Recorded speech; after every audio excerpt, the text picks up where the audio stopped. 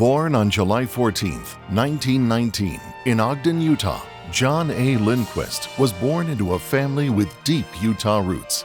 His grandfather, Nils Lindquist, was among the founding non-native settlers of Logan, Utah, and his family continues to have a strong presence throughout northern Utah. Play the hand that's dealt you, Lindquist learned from his parents at an early age, and you do it honestly, vigorously, competently, and compassionately. At the onset of the Great Depression, 12-year-old Lindquist witnessed a run on the banks in Ogden, and his father's business, Lindquist & Sons Mortuary, was on the edge of bankruptcy.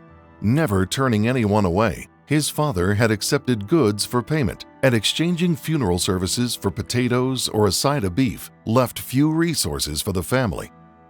Upon his father's death in 1934, 15-year-old John worked throughout the rest of his childhood to help his mother support the family. Following the bombing of Pearl Harbor on December 7, 1941, Lindquist enlisted in the U.S. Army. Hoping to serve as a pilot, he transferred to the Army Air Corps and was ordered to Debach Air Base in Ipswich, England. Although the Army had enough pilots at the time, Lindquist joined the iconic 8th Air Force, 493rd Bomb Group, where he flew 28 missions as a bombardier and navigator on B-17s and B-24s into occupied Europe. As recorded in his extensive autobiography, the name of the first B-24 on which he flew was Shortbeer, casket in German. We had the logo, Adolf Hitler sitting in the casket with his bare feet sticking out the end, painted on the nose for $15. While Lindquist was known for having a wonderful sense of humor, his wartime service was no laughing matter. He didn't share many wartime stories until much later in life. He was also described as having a keen sense of fairness and a fierce commitment to hard work. There was a time when he was hot-headed and emotional. There was a time when he was probably childish and mischievous. But I think the war was the time where he matured and became a man in more ways than I can ever know.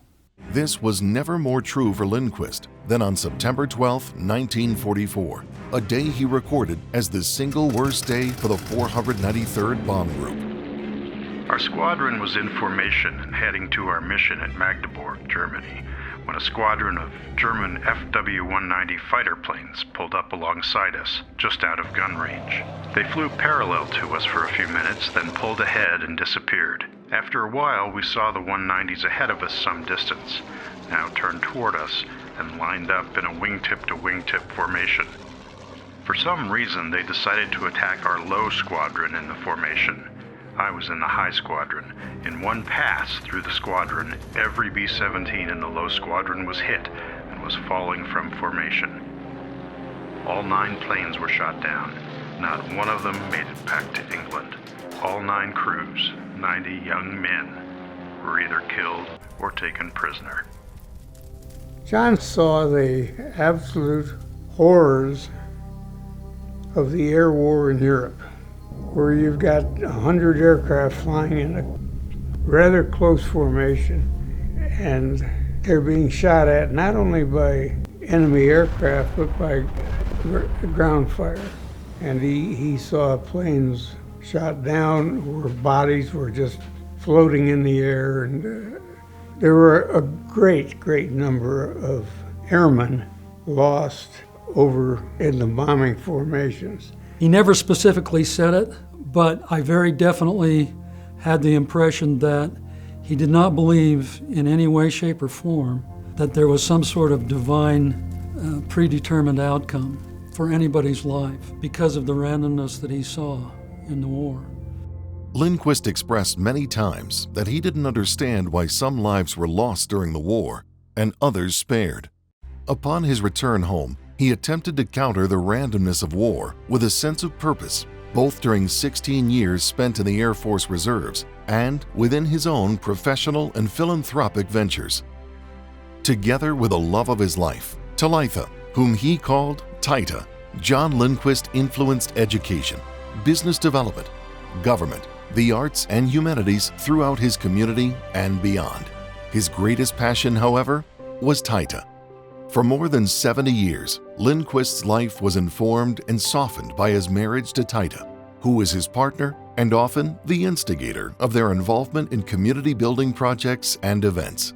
His philosophy was that if you had the privilege of living in Ogden, you had to pay your dues. For his military service, Major John A. Lindquist received the French Liberation Award, Distinguished Flying Cross, Air Medal with 6 oak leaf clusters, European, African, Middle Eastern Campaign Ribbon with 5 bronze campaign stars, and the American Theater Ribbon. Civically, he was recognized for outstanding leadership and business acumen. He served on the governing boards of many organizations, and throughout their lives, he and Tita provided substantial support to Weber State University and the community. He was also instrumental in the establishment and expansion of the Hill Aerospace Museum. He believed in investing in the future, not just money, but in time and effort, to educate people, to make them aware of really what happened in history. The more you can expose people to the realities, the more they can gain a sense of reality. Major John A. Lindquist left a long-lasting legacy that was shaped by faith, courage, and conviction. It was also shaped by a burning desire to make peace with war. You go through life, and usually things are pretty routine. You have accidents, lost kids, bloody noses, downtimes in business, deaths in the family. Those things you expect. But I actually engaged in aerial combat. You see a guy out there aiming at you. The white gun lights. Shells hit. Flak hits. Planes on fire. Guys bailing out. And those guys, you know they're going to be either dead or a prisoner. 1 in 100 escaped. Some prisoners were murdered by civilians or military or died of illnesses. You go up and see that 35 or 40 times. You have a lot of close friendships with guys you fly with. Everyone respected everyone's position. We had a good crew and a good safety record, a good bombing record, so you tell those stories. As the stories of Major John Aaron Lindquist continue to be told, he is remembered as a war hero, a perfect gentleman and friend, an honest businessman, and an admired father. If he were sitting here now, I would hope I had the courage to say what I should have said when he was alive.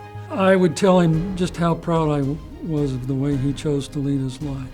He wasn't perfect, but to me he was the perfect father. He was the perfect role model. And I would say thanks for your service. Major John A. Lindquist died on June 30th, 2013, in his hometown of Ogden. According to his personal flight records, he spent over 752 hours in military aircraft from the time he joined the Army Air Corps until September 1945. His contributions from the time he came home from the war until his passing cannot be overstated.